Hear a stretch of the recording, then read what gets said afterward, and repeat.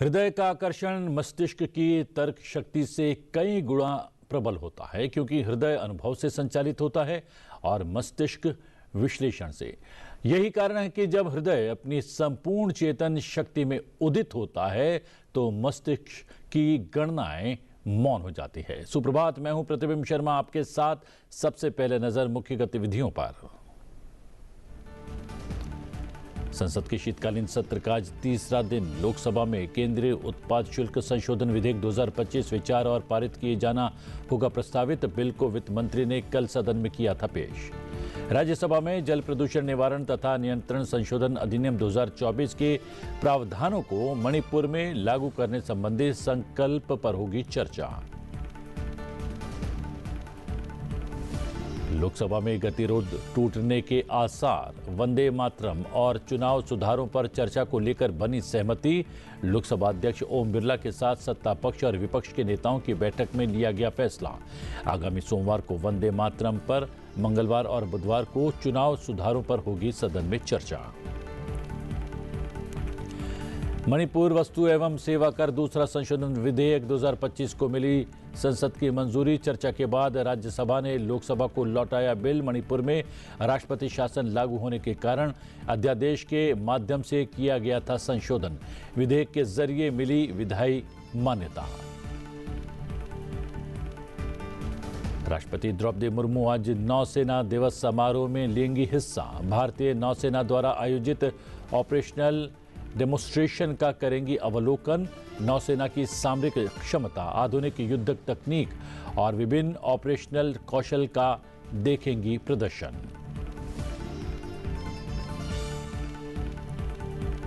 उत्तर और दक्षिण की सांस्कृतिक एकता और साझा सभ्यतागत विरासत का प्रतीक है काशी तमिल संगमम, बोले उपराष्ट्रपति सीपी राधाकृष्णन। उपराष्ट्रपति ने इस वर्ष के संगमम की थीम आइए तमिल सीखें का किया स्वागत। कहा, काशी तमिल संगमम एक भारत श्रेष्ठ भारत का प्रतीक, विकसित भारत की दिशा करेगा तय।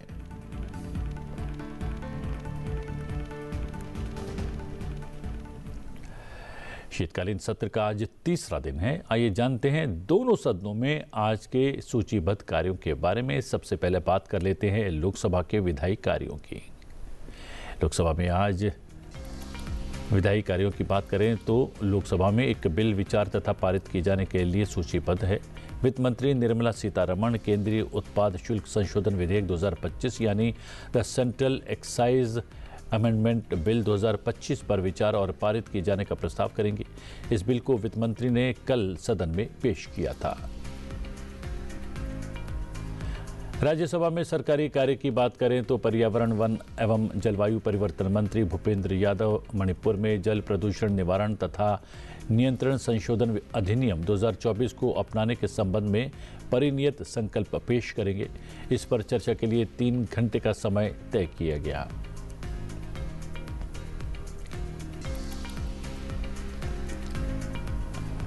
मणिपुर वस्तु एवं सेवा कर दूसरा संशोधन विधेयक 2025 को कल संसद की मंजूरी मिल गई। लोकसभा ने उसे पहले ही चर्चा के बाद पारित कर दिया था।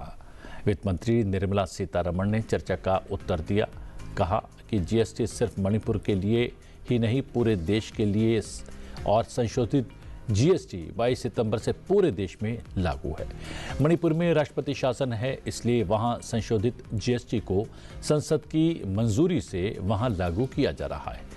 वित्त मंत्री ने यह भी कहा कि इसका उद्देश्य मणिपुर माल और सेवा कर अधिनियम में संशोधन करना है।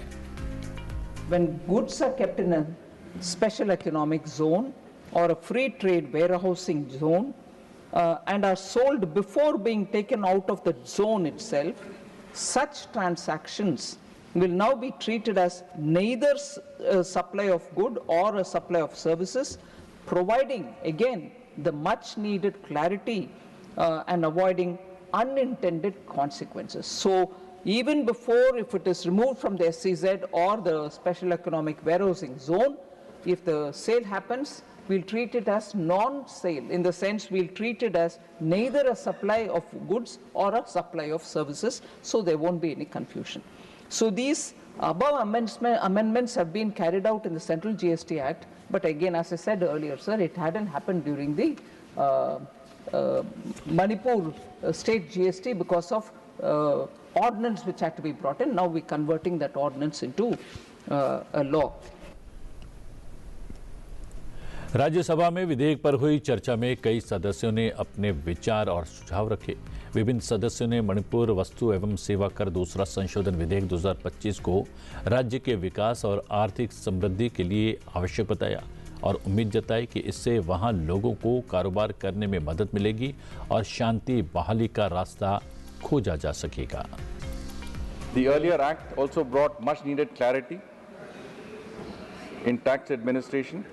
Today, when Manipur's business sector, especially those in the Imphal Valley, hill districts and rural areas, is trying to get back on their feet after months of disruption, predictable timelines are essential. By clearly fixing a 42-month limit for issuing notices, the bill ensures taxpayers are not harassed with uncertainty. The Modi government is deploying technology-backed measures to shut it down. Through this amendment, the government has inserted a new section 148A, which introduced a mandatory track and trace system with unique digital markings to detect fake invoicing and smuggling in real time, backed by section 122B, which imposes a strict penalty of rupees 1 lakh or 10% of tax payable for violation, and mandating end-to-end digital monitoring. This provision ensures strict compliance, effectively securing the state's revenue against destabilizing networks. आज जो दो bracket के बीच में जो है वो हमें tax जो है 5% और 18% किया गया, इससे बहुत बड़ी राहत जो हमारे को मिली है और इसके कारण जहां देश में महंगाई कम होगी, उपभोग बढ़ेगा, सेविंग बढ़ेगी, इन्वेस्टमेंट बढ़ेगी और देश में रोजगार के अवसर भी बहुत पैदा होंगे और हमारी इकोनॉमी और बूस्टअप होगी, ऐसा मैं समझता हूं। नियत साफ है कि हम सुरक्षा भी और आर्थिक व्यवस्था भी, हम सामाजिक समरसता भी और एक प्रगति के तौर पर मणिपुर को एक श्रेष्ठ स्थान पर पहुंचाने की अभिकल्पना के साथ में काम कर रहे हैं। यह केंद्र सरकार मोदी जी ने निर्णय लिया कि जीएसटी के दर को कम करेंगे। सभी वस्तुओं में, चाहे टूथब्रश हो, चाहे टूथपेस्ट हो, चाहे ऑयल हो, चाहे बैटरी हो, चाहे किताब हो, चाहे कॉपी हो, हर वस्तुओं में टैक्स कम करने का काम किया और केंद्र सरकार ने 48,000 करोड़ रुपए अपने खजाने को एक तरीके से माफ किया और प्रत्येक देशवासियों को उसका राहत देने का काम किया। This amendment bill will significantly expand public services and social infrastructure in the state of Manipur, and it will help us reach our dream of Vikasit Bharat. इस विधेयक के माध्यम से अनेकों सुधार होंगे। मणिपुर में जीएसटी की प्रक्रिया और अधिक सरल होगी, जिससे छोटे व्यापारी, खासकर वे महिलाएं जो घर में व्यवसाय करती हैं, उन्हें बड़ी राहत मिलेगी। रिफंड और इनपुट टैक्स क्रेडिट की प्रक्रिया पारदर्शी और तेज होगी। जीएसटी के चलते मणिपुर के बारे में हम अगर जब बात कर रहे हैं, मणिपुर एक ऐसा संघर्षमय स्टेट है, उसके ऊपर जीएसटी के बहुत सारे कमोडिटी में जीएसटी हटा देना चाहिए। जीएसटी के चलते वहाँ पर जो ऑफिसर्स है वहाँ कैसे सबको हेल्प करे, उसको भी मद्देनजर रखना चाहिए। भारत के राष्ट्रीय गीत वंदे मातरम के 150 वर्ष पूरे होने पर संसद के शीतकालीन सत्र में विशेष चर्चा का आयोजन किया जाएगा। ये चर्चा स्वतंत्रता संग्राम के इस प्रेरक गीत की ऐतिहासिक और सांस्कृतिक महत्व को रेखांकित करेंगी। कल लोकसभा अध्यक्ष ओम बिरला की अध्यक्षता में हुई कार्य मंत्रणा समिति की बैठक में 8 और 9 दिसंबर को वंदे मातरम और चुनाव सुधारों पर चर्चा पर सहमति बनी। चुनाव सुधारों पर चर्चा के दौरान ही विपक्ष एसआईआर के मसले पर अपनी बात रखेगा। 8 दिसंबर यानी सोमवार को लोकसभा में सबसे पहले वंदे मातरम पर 10 घंटे की चर्चा होगी। प्रधानमंत्री नरेंद्र मोदी चर्चा की शुरुआत करेंगे। उसके बाद मंगलवार को चुनाव सुधारों पर चर्चा की जाएगी। दोनों विषयों पर चर्चा के लिए 10-10 घंटे का समय तय किया गया है। लोकसभा में चर्चा के बाद दोनों मुद्दों पर राज्यसभा में भी इसी क्रम में चर्चा होगी। दोनों सदनों में चर्चा सामान्य नियमों के अंतर्गत होगी, जिसमें मत विभाजन का प्रावधान नहीं है, यानी दोनों पक्ष बहस के बाद सदन में शक्ति प्रदर्शन से परहेज करेंगे। मंडे को लोकसभा में वंदे मातरम के 150 साल पूरे होने पर हम विशेष चर्चा करेंगे। उसके बाद ट्यूसडे को, मंगलवार को लोकसभा में इलेक्शन रिफॉर्म्स को लेकर के हम दिन भर चर्चा करेंगे। 10 घंटे का टाइम तय किया गया है। अगर जरूरत पड़ेगा तो उसमें हम टाइम एक्सटेंशन करेंगे। इस पे हम एग्रीमेंट हुए हैं।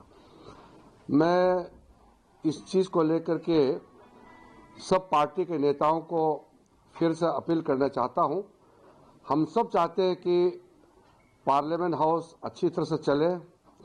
हर मुद्दे पर हर एक मेंबर जो बोलना चाहते हैं बोलने का मौका मिले। अलग अलग स्टेट यूनियन टेरिटरी से जो एमपीज आते हैं उनके अपने अपने इशू होते हैं कॉन्स्टिट्यूंसी का, उसको यहाँ बात रखने का मौका मिलना चाहिए।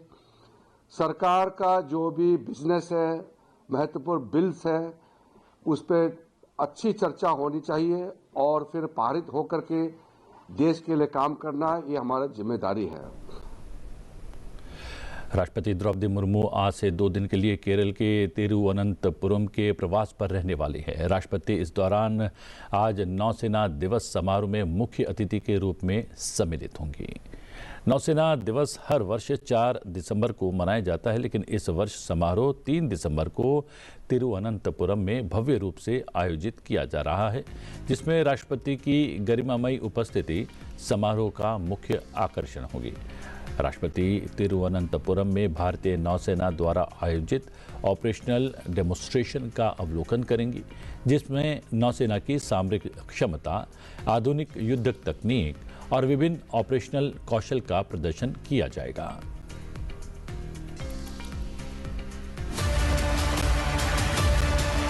From the depths of the ocean to the shores of our motherland, our guardians are always vigilant. With every wave, they stand vigilant. With every mile, they ensure protection. And as they arrive at the sacred Malabar coast, they are met not by silence, but with the roars of a billion hearts. A bond forged by history, a reunion of brave and the proud. The Navy for the people for the Navy.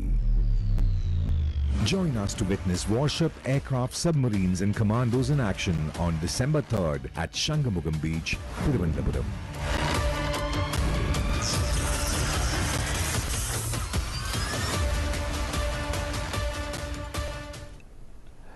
राष्ट्रपति द्रौपदी मुर्मू आज वर्ष 2025 के लिए दिव्यांग जनों के सशक्तिकरण के लिए राष्ट्रीय पुरस्कार प्रदान करने वाली हैं। प्रत्येक वर्ष 3 दिसंबर को अंतर्राष्ट्रीय दिव्यांगजन दिवस के अवसर पर दिव्यांगजनों के सशक्तिकरण के लिए राष्ट्रीय पुरस्कार प्रदान किए जाते हैं। राष्ट्रपति द्रौपदी मुर्मू आज सुबह 11:45 पर साल 2025 के लिए दिव्यांगजनों के सशक्तिकरण के लिए राष्ट्रीय पुरस्कार प्रदान करेंगे। ये पुरस्कार दिव्यांगजनों के सशक्तिकरण के क्षेत्र में उत्कृष्ट योगदान देने वाले व्यक्तियों और संस्थानों को सम्मानित करने के लिए दिए जाते हैं। इन पुरस्कारों का उद्देश्य शिक्षा, रोजगार, सामाजिक सेवा और सुगम्यता जैसे क्षेत्रों में उत्कृष्ट उपलब्धियों को उजागर करना और दिव्यांगजनों को समाज की मुख्य धारा में लाने को बढ़ावा देना है।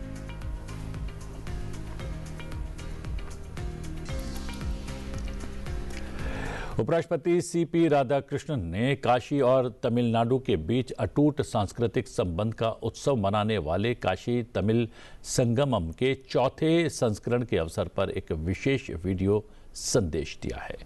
उपराष्ट्रपति ने कहा कि 2022 में आज़ादी का अमृत महोत्सव के दौरान काशी तमिल संगमम के शुभारंभ के बाद से ये पहल एक प्रमुख राष्ट्रीय मंच के रूप में विकसित हो गई है, जो गंगा की संस्कृति और कावेरी की परंपराओं को एक साथ लाती है और ये उत्तर और दक्षिण की सांस्कृतिक एकता और उनकी साझा सभ्यतागत विरासत का प्रतीक है। उन्होंने 30 नवंबर को प्रसारित मन की बात में प्रधानमंत्री की हालिया टिप्पणियों को याद किया, जिसमें प्रधानमंत्री ने संगमम को दुनिया की सबसे पुरानी भाषाओं में से एक और दुनिया के सबसे प्राचीन जीवित शहरों में से एक के बीच संगम के रूप में वर्णित किया था। उपराष्ट्रपति ने संतोष व्यक्त किया कि तमिल को उसका उचित सम्मान और निरंतर राष्ट्रीय समर्थन मिल रहा है। उन्होंने इस वर्ष की थीम आइए तमिल सीखें का स्वागत किया, जो भाषाई और सांस्कृतिक सद्भाव को सुदृढ़ करती है। उन्होंने चेन्नई के केंद्रीय शास्त्रीय तमिल संस्थान द्वारा प्रशिक्षित 50 हिंदी भाषी तमिल शिक्षकों और समन्वयकों की पहल की सराहना की, जो 15 दिन की अवधि में 50 सरकारी और निजी स्कूलों के 1500 से अधिक छात्रों को बुनियादी तमिल पढ़ाने के लिए वाराणसी पहुंचे हैं। संगमम को एक भारत श्रेष्ठ भारत का प्रतीक बताते हुए उपराष्ट्रपति ने कहा कि काशी और तमिलनाडु भारत की प्राचीन सभ्यता के उज्जवल दीप स्तंभ हैं, जो अपनी सांस्कृतिक समृद्धि से राष्ट्र को आलोकित करते हैं। उपराष्ट्रपति ने इस सांस्कृतिक एकता कार्यक्रम को इतने भव्य तरीके से आयोजित करने के लिए उत्तर प्रदेश सरकार के शिक्षा मंत्रालय और अन्य केंद्रीय मंत्रालयों की सराहना की।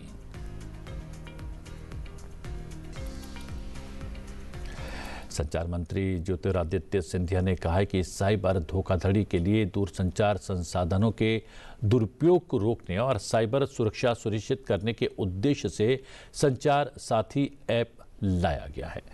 पत्रकारों से बातचीत करते हुए संचार मंत्री ज्योतिरादित्य सिंधिया ने कहा कि इस ऐप को कोई भी व्यक्ति चाहे तो अपने मोबाइल फोन से हटा सकता है।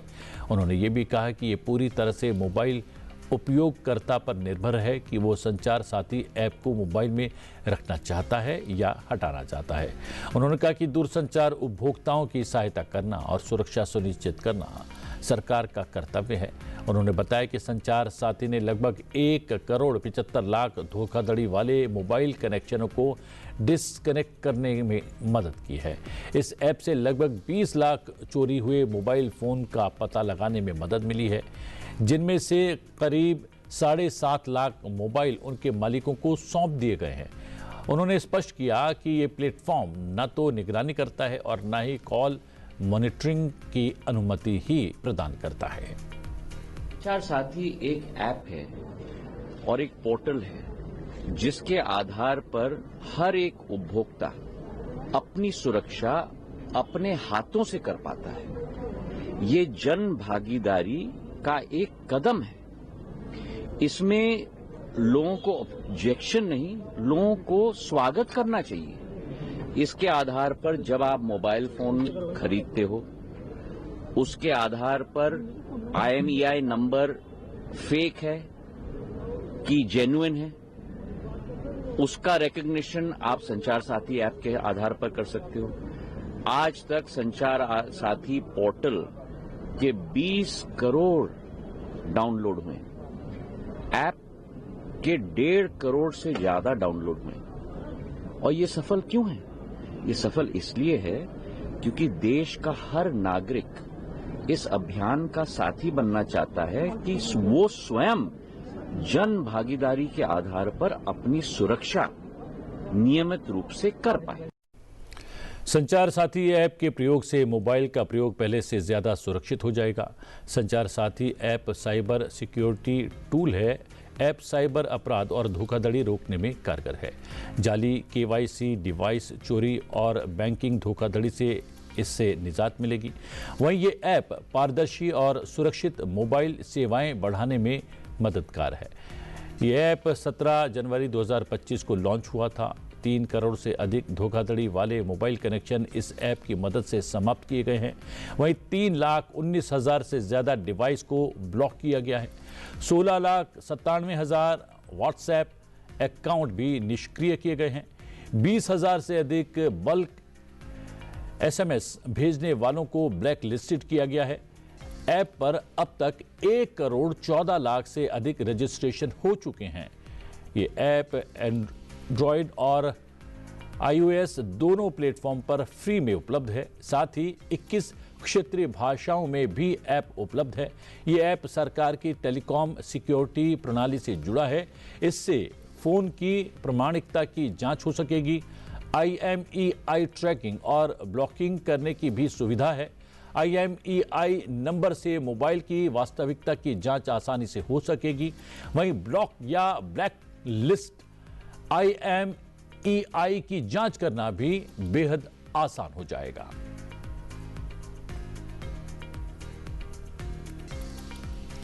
केंद्र सरकार ने मंगलवार को बड़ा फैसला लिया है। सरकार ने नए प्रधानमंत्री कार्यालय का नाम बदल के सेवा तीर्थ करने का ऐलान कर दिया है। इसी के साथ केंद्रीय सचिवालय और राजभवनों के नाम बदलने पर भी निर्णय हो गया है।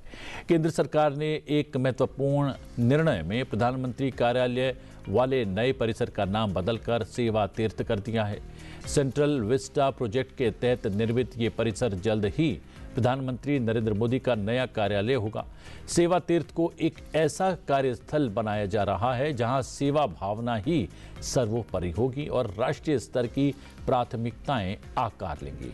सेवा कर्तव्य और पारदर्शिता को शासन का आधार बनाने के प्रयासों के तहत राज्यों में राज्यपालों के आवासों के नाम राजभवन से बदलकर लोक भवन करने की शुरुआत पहले ही की जा चुकी है। गृहमंत्री अमित शाह ने कहा कि पिछले 11 वर्षों में मोदी सरकार सत्ता नहीं सेवा की पर्याय बनी रही है, जिसमें सत्ता का सर्वोच्च नेता स्वयं को प्रधान सेवक मानकर जनता के लिए सातों दिन 24 घंटे काम कर रहा है। इसी दिशा में प्रधानमंत्री ने सेवा के संकल्प को दोहराते हुए प्रधानमंत्री कार्यालय को सेवा तीर्थ नाम दिया है। साथ ही राजभवन और राजनिवास का नाम बदलकर लोक भवन और लोक निवास किया जा रहा है। ये सेवा और सुशासन को सर्वोपरि रखते हुए विकसित तथा हर क्षेत्र में श्रेष्ठ भारत के निर्माण की स्वर्णिम यात्रा में एक अहम पड़ाव है। रक्षा अनुसंधान एवं विकास संगठन DRDO ने लड़ाकू विमान एस्केप सिस्टम का नियंत्रित वेग पर उच्च गति रॉकेट स्लेज परीक्षण सफलतापूर्वक पूरा कर लिया है। चंडीगढ़ स्थित टर्मिनल बैलिस्टिक्स रिसर्च लेबोरेटरी की रेल ट्रैक रॉकेट स्लेज सुविधा में किए गए इस परीक्षण में कैनोपी सेवरेंस, इजेक्शन सीक्वेंसिंग और संपूर्ण एयर क्रू रिकवरी प्रक्रिया की प्रभावी पुष्टि देखी गई।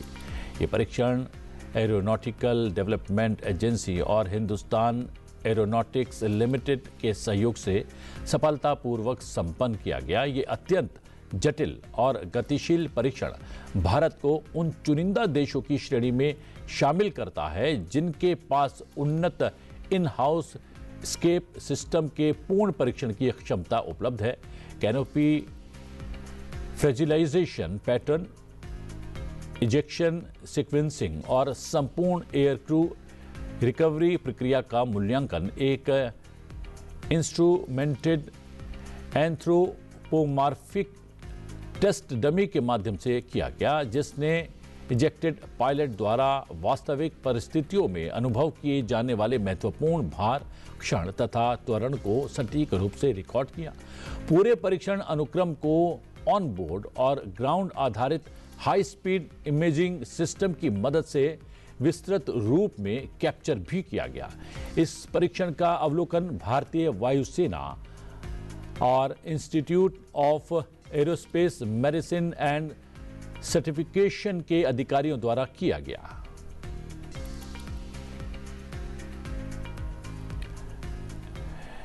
नुमालीगढ़ रिफाइनरी लिमिटेड को नवरत्न का दर्जा मिल गया है। वित्त मंत्रालय के तहत सार्वजनिक उपक्रम विभाग ने मंगलवार को एक्स पर जानकारी देते हुए लिखा, माननीय वित्त मंत्री ने नुमालीगढ़ रिफाइनरी लिमिटेड को नवरत्न केंद्रीय लोक उपक्रम का दर्जा देने को मंजूरी दे दी है। NRL CPSE में 27वीं नवरत्न कंपनी होगी। NRL पेट्रोलियम और प्राकृतिक गैस मंत्रालय का एक CPSE है जिसका वार्षिक कारोबार 25,147 करोड़ रुपए और वित्त वर्ष 2024-25 के लिए 1,608 करोड़ रुपए का शुद्ध लाभ है। NRL पेट्रोलियम एवं प्राकृतिक गैस मंत्रालय की उपक्रम है। पहले इसे मिनी रत्न का दर्जा दिया गया था। NRL के बहुलांश शेयर धारक ऑयल इंडिया लिमिटेड है। कंपनी की 69.63% हिस्सेदारी है, जबकि असम सरकार के पास 26% और इंजीनियर्स इंडिया लिमिटेड के पास 4.37% शेयरधारिता है। नवरत्न दर्जे से वित्तीय और परिचालन स्वायत्तता काफ़ी बढ़ जाएगी। ये स्वायत्तता कंपनी को हर सामरिक कदम के लिए सरकार की साफ मंजूरी के बिना तेजी से स्वतंत्र फैसले लेकर घरेलू और वैश्विक बाजार में ज्यादा असरदार तरीके से मुकाबला करने में मदद करने के लिए बनाई गई है। हॉर्नबिल महोत्सव का 26वां संस्करण 1 दिसंबर 2025 से आरंभ हो चुका है। 10 दिनों तक चलने वाला ये महोत्सव पर्यटकों को नागालैंड संस्कृति की समृद्ध विरासत और उसके समकालीन स्वरूप का जीवंत एवं मनमोहक अनुभव प्रदान करता है। इस वर्ष महोत्सव में अंतर्राष्ट्रीय भागीदारी के रूप में 6 country partners France, Ireland, Switzerland, United Kingdom, Malta और ऑस्ट्रिया तथा एक स्टेट पार्टनर अरुणाचल प्रदेश शामिल है। चलते चलते आपको छोड़े जाते हैं इस महोत्सव की कुछ मनमोहक झलकियों के साथ। मुझे दीजिए आज्ञा, बने रहिए संसद टीवी के साथ। नमस्कार।